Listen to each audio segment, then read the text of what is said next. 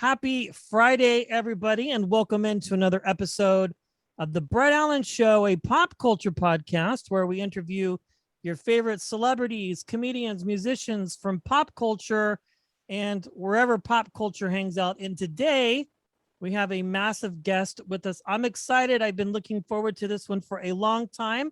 If you are a child of the 80s, or it could be the 90s or even now, then you're definitely going to know who our guest is. We are chatting with Dee Snider, frontman, lead singer of Twisted Sister. Dee, welcome into the show. It's great to have you here today. It's great to be here, and I don't want to start out with a correction right away, so don't feel get defensive. It's cool, but I'm actually former. We retired in 2016. And since I've done 3 solo records, yes, and so I'm very much on my own now. But that will Twisted Sister, of course, will always be my legacy. And I often just say from Twisted Sister because it's just easier. But no, it's totally fine. I think it's fantastic. I have been following you from the beginning, really, and all of your new music and things. And yes, you did retire, and you are doing things on your own. Let's talk about that. You have been a very busy individual. You have not stopped. I mean, you've done pretty much anything I think anybody can possibly do in the span of the career that you've had. I think you're right. There's I'm trying to think of things I haven't done, and one of the major one is that I will be doing next year is directing. Okay. I'm going to be directing my first feature film, a movie I wrote called My Enemy's Enemy, which is being produced by the people who do the Halloween franchise. So wow. I'm excited about that. And a lot of what I've been doing, post 80s, really. I mean, I viewed, making it like so many young musicians, aspiring musicians, as like a finish line. Okay. And it was a real shock to find out that it was not a finish line, that you wake up and the money that you made in your 20s isn't going to last for the next 50 years, and you got to do something else. So, I've done radio and TV and movies and writing and voiceover and acting and Broadway and things like that. But, directing is something I never thought I'd be doing, but I'm very excited at the prospect. It's interesting. I want to talk about that because you mentioned it. And I have to say, well, we'll get into it in a second. The idea of making it as the finish line. I imagine, and please correct me if I'm wrong, but when you started out on this journey, you probably didn't have the success and the fame and all of that in mind. I mean, probably not. I can imagine. You probably just wanted to create music, right? That was the genesis. Well, no, I'm going to correct you wrong. I'm very honest. I wanted to be a rich, famous rock and roll star. I grew up in a lower middle class family, very large family. A lot of secondhand clothes, and not the kid who got everything he wanted. So I dreamed of being rich. I also wanted to be famous because as the oldest of 6 and the first child of all, there was all my mother's brothers and sisters and my father's. I was the firstborn. So for a moment, I was Simba. I was held up, it's a circle of life. And then all of a sudden, everybody started having children like it was a competition, and I was dropped on the ground and fend for yourself. And so I felt I grew up very deprived of attention. So being famous, I thought I would get the attention that I desperately wanted. And then sitting there going, now how can I get rich and famous? Well, I can sing and I like rock and roll. I'll be a rock and roll man. So my motivations were always to be a rock star, rich, famous rock star. It was not really motivated by, I love music, but not really like I have something to say, man. It was never that for me. It was always like, I want to be rich and famous. I love it. I appreciate the honesty. I think that's great. And you clearly made all of that happen and more. It's fantastic. And although be it you are retired, but you're a musician. Most people know you. I mean, just because of who you are, you've done Broadway, you've done all these things. I'm very curious to find out, because in my opinion, you and others, I think mostly what you guys were doing I remember, were really pioneers of free speech, I think, with music and really just telling things how they were and what was happening in the culture at the time. When you write your music and you put all of this together, what is it that drives you or motivates you to create and to write? Like, what is your mindset? What space do you have to get in, Dee, to really just put all of this together that you've done? Well, I'm truly blessed that creativity on all levels, and I'm very creative, has always just come to me uh, almost like an avalanche, Okay. to the point where I had to train myself to turn the faucet off, because I would, in the course of a day, I'd have song ideas or movie ideas or whatever it was creatively, but I wouldn't remember them. I'd forget them, and then by this incredible frustration, that I had this great song idea. Was it, the Tenacious D song Tribute? If you've ever heard it, Oh, yes. it's the greatest song ever written, but it's a tribute to the greatest song ever written because they can't remember the song. They wrote it and can't remember it, but it was the greatest song. So I kept having these moments. So I trained myself, said I wouldn't think about creative things until I'm ready, whether it's with a tape recorder to sing the song into, which is how I would work with writing, or a pad to write down my ideas. But otherwise, I just don't try not to think in a creative sense. So I'm blessed on that level. Beyond that, it's then comes down to I definitely have things that I want to say, and writing songs and even writing movies, where I love exploring the good and evil. Strangeland was an exploration of good and evil. My Enemy's Enemy is definitely an exploration of the accepted good and the accepted evil, and where those lines are drawn.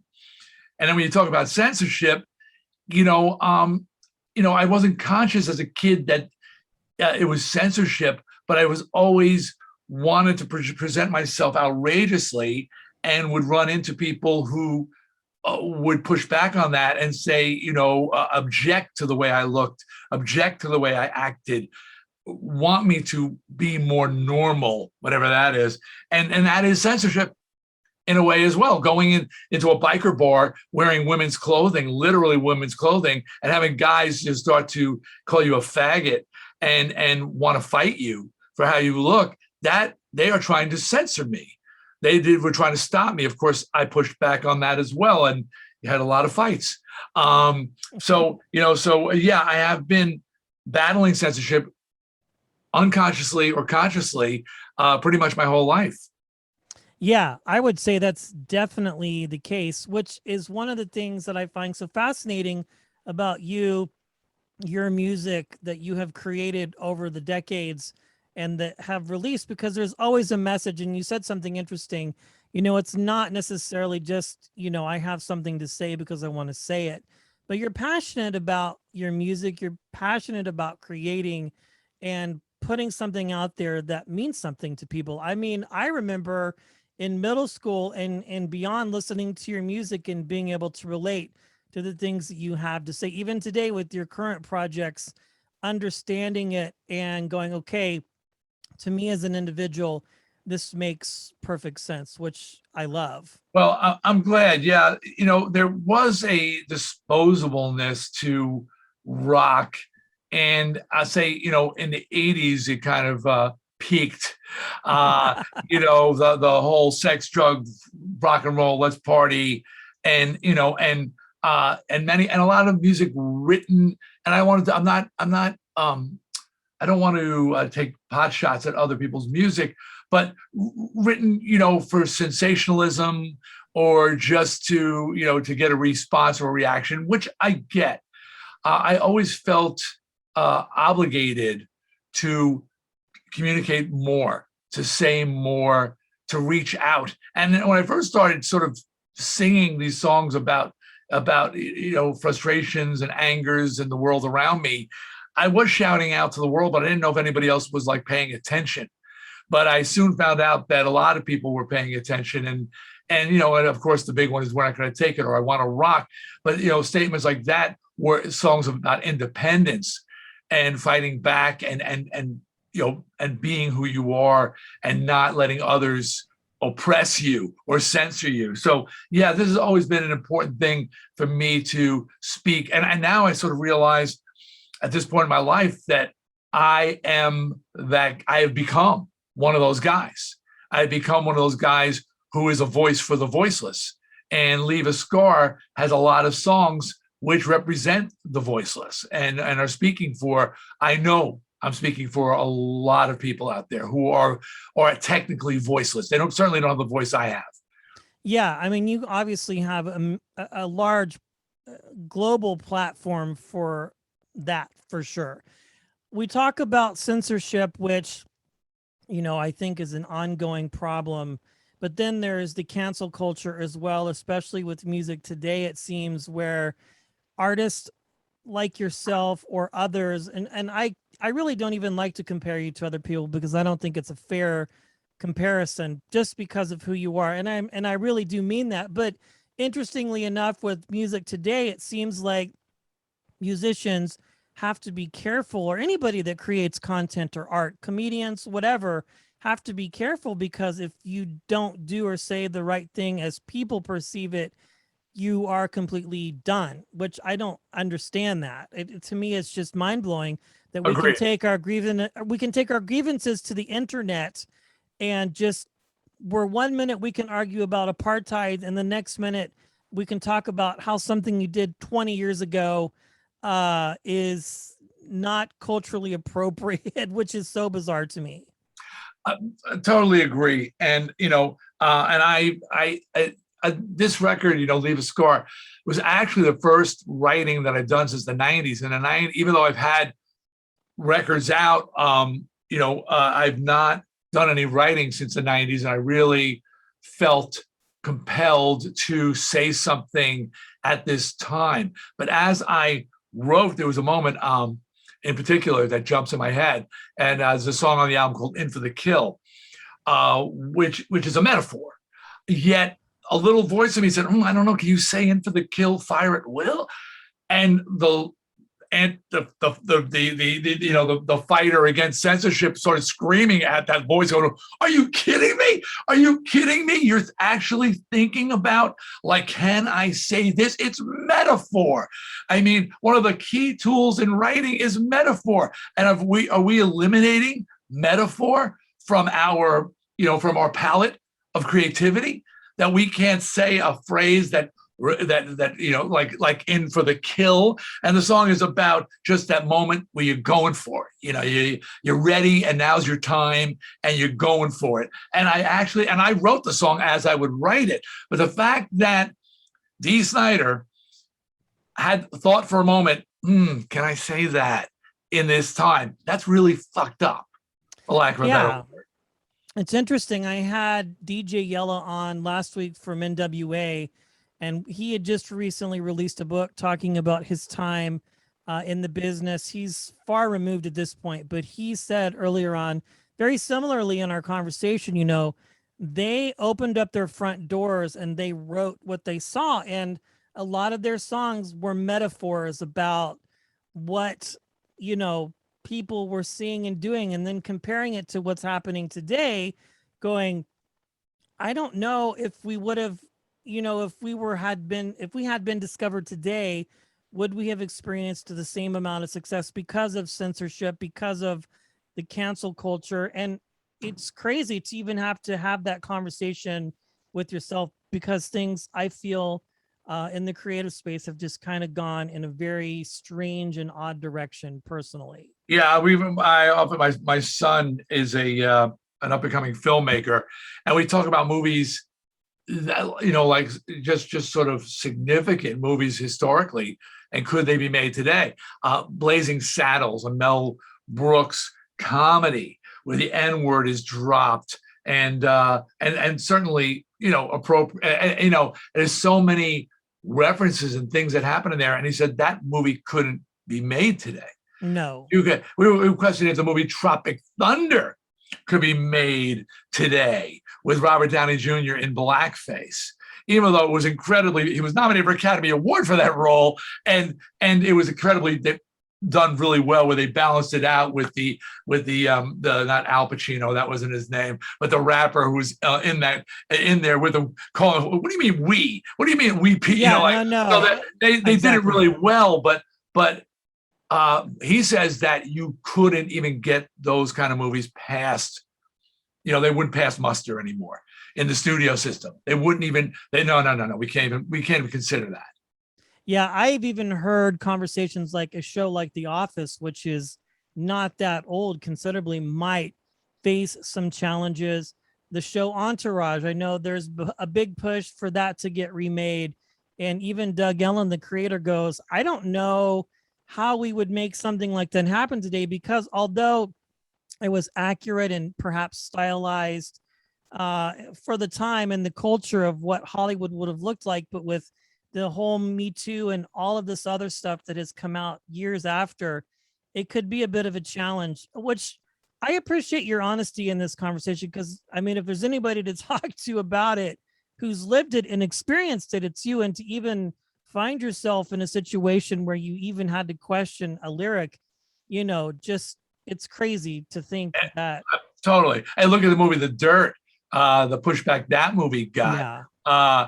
For representing an era and what happened and as it happened, and there were girls under the table giving the band BJs, and yes. and that was what they want you to rewrite history. Is that what they're asking? Is that where we've gotten to, where but that was offensive to people, so you shouldn't show history as it actually happened? It should be modified history. It was that was a snapshot of a certain time, and if anything, let it be a lesson to girls.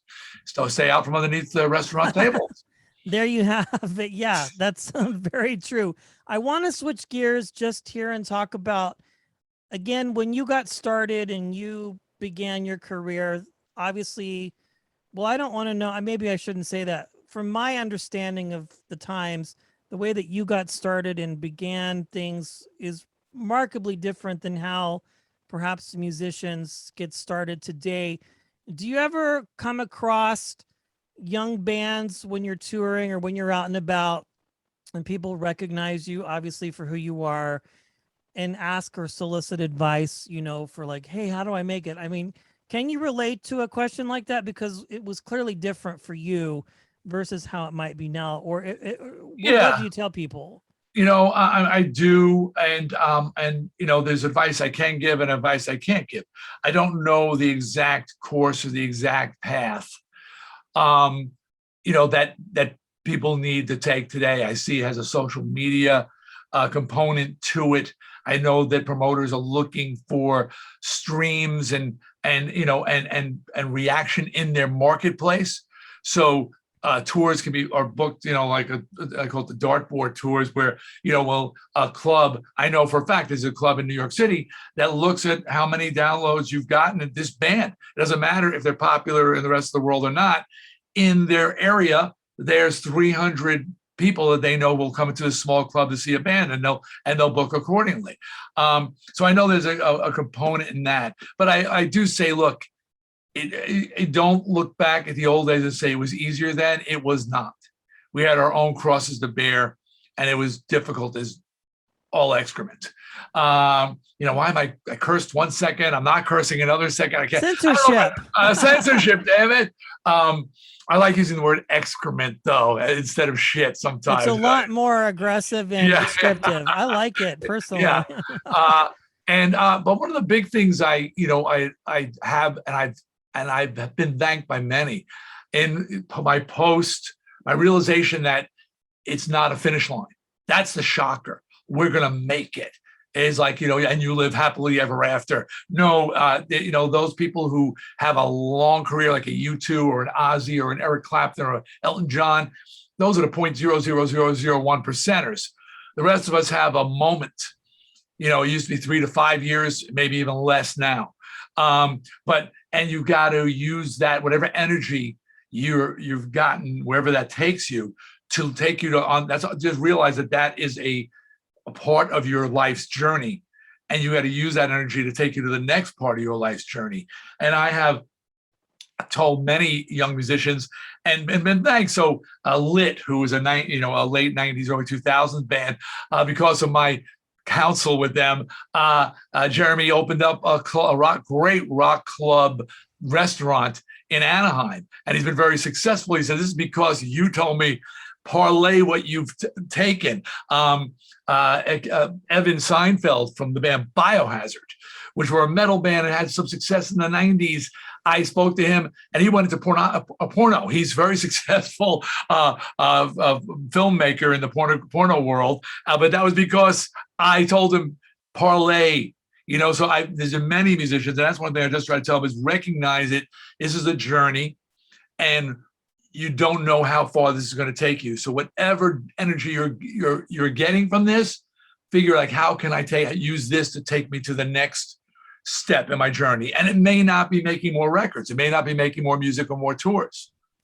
I would agree with you. I mean, that's clear in your career. So in 2016, you guys retired and stopped the Twisted Sister group, and you continued on. But you have parlayed. I mean, you did Broadway. You're doing podcasts, radio and TV. I mean, voiceover. But but the thing is, I didn't have that warning, so I had that awful moment where I realized it was over, and nobody was buying what I was selling anymore, and I needed to do something else. I was married, I had 3 children, and the money I had run out, and I was like, what now? So it was a very dark double bankruptcy period, struggle, ugly, bicycling to a desk job, answering phones for $200 a week at like 5 years after my heyday. Like, what? And people walking in the office and going, aren't you? And I'm lying, going, no, because I was so ashamed. And you know what? When I said no, they bought it because no one could believe that I'd be sitting there answering a phone. They go, you look just like him. I go, yeah, amazing, right?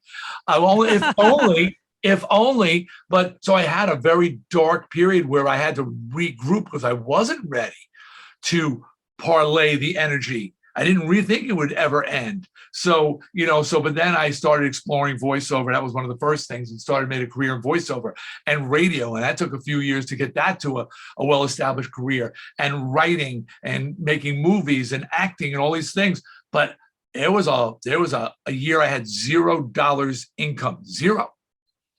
Wow. And it was off borrowed money. And this was in the 90s because I had burned through the millions I made, and no drugs, no alcohol, no fingers to point and say, they did it, they stole from me. No, I lived like a rock star, and I didn't think it would ever end. And I refused to accept that it would ever end. But then one day, the memo came, grunge came in, and it was like, yeah, we're not doing what you do anymore. Like, what? Yeah, we don't sing like you, look like you, act like you, write like you, perform like you. Nothing you do has any value today, including your song catalog. Nobody wanted to touch that with a 10-foot pole. I tried to sell it for next to nothing, and nobody would even buy it for next to nothing. Thankfully, because I wound up selling it for an incredible amount of money, has set me up for life. But I had to wait it out till its value returned. But I was at a point where I would sell anything I had just to feed my kids. So, anyway, it was tough. And that's a weird, ugly, dark note too. Let's end on this note, because we got to wrap this up. I have another interview. Let's say I've got a new album out, Leave a Scar, that I am happy, healthy, wealthy, and living a good life. So and smiling a lot. I'm not mad at the world anymore. I'm a little mad at the world, but not as much as I used to be. Certainly, I vent that anger and frustration on Leave a Scar, and and I hope people will check it out. I hope to be doing live shows in 2022. I'm sort of sitting this one out because it's still, to me, very unstable. You know what I mean? Or we're seeing more and more concerts or whatever. I'm scratching my head going, yeah, are we really opening the floodgates already? Because it seems like the number of people dying and getting sick is going up, not down. So I'm not sure, I'm going to sort of wait a little longer before I get back into that fray. But expect me to direct movies. I wrote a novel. I've created a kids TV show that's in development over at Peacock. I've got so many projects, a horror TV show that's in development right now. So I've got so many projects. Whether I retire from rock and roll, Dee Snider, ultimately retire in the next whatever, I've got so many, I will be doing creative things for years to come. So you're not done with me yet. I love it. Fantastic. We will have to have you back and catch up with you down the road. Dee Snider, thanks for joining me today. I appreciate it. It's great talking to you, man. I wish we had more time because it was a great conversation. Thank you.